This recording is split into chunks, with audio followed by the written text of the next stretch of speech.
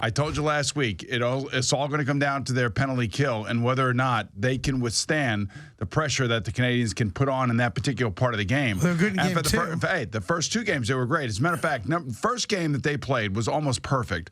Very few icings, very few defensive zone faceoffs, and I told you, they played great. Dan Girardi turned back the time clock. I think, I'm not sure, it was 0 for 7 on the power play in game two, possibly? Right. Well, whatever, but no, combined. Or through game two. Right. So Dan Girardi has turned back the time, and Henrik's playing his ass off. And really, this comes down to, a really mind-boggling, stupid penalty by JT Miller last night that changes the game. That the whole tenor of the game was changed after that first goal. And I don't know how many times Henrik has got to stop guys that are literally 2 feet in front of him.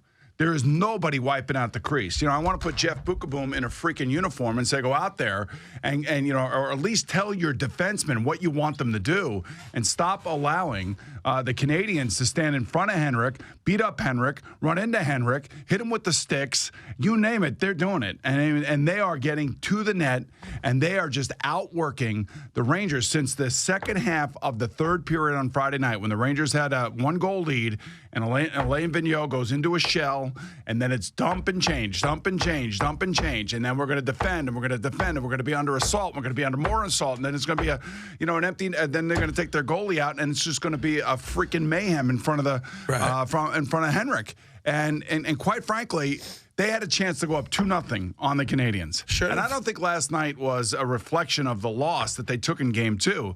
I just think last night was an extension of what we saw the second half of the third period in Game 2 and what we saw in overtime in Game 2. And last night was very much the same. Like, they came out and they were hitting. The Rangers are hitting hard. They can't win faceoffs. Their penalty kill was terrible last night. Their power play is anemic. This is why they need Kevin Shattenkirk, because they don't have a guy that can take control of the power play. Maybe Brady Shea next year will do that after his rookie season, but Ryan McDonough's not that guy to do it.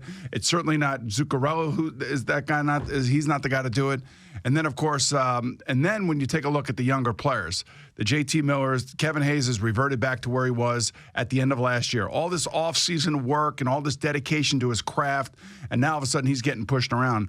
And maybe the most disappointing out of all of these guys could be Mika Zibanejad. You don't know who he is, but he was traded for Derek Brassard in the offseason. Derek Brassard scores the game winner the other night for Ottawa to tie that series at 1-1. But Zibanejad is getting pushed around all over the ice and is basically not engaging. And when you watch what happened last night, Kevin Hayes has a guy by the name of Alexander Radulov who's killing the Rangers. At home all year, you said. Yeah, I know, but they're killing the Rangers. This guy's killing the Rangers, and he's killing the Rangers because he's out-muscling and out-wanting the puck against Kevin Hayes last night. It was against Mika Zibanejad the other night. They're just getting pushed around, and these games are tight. And we knew that they were going to be tight, and I still think this series is going 7 games.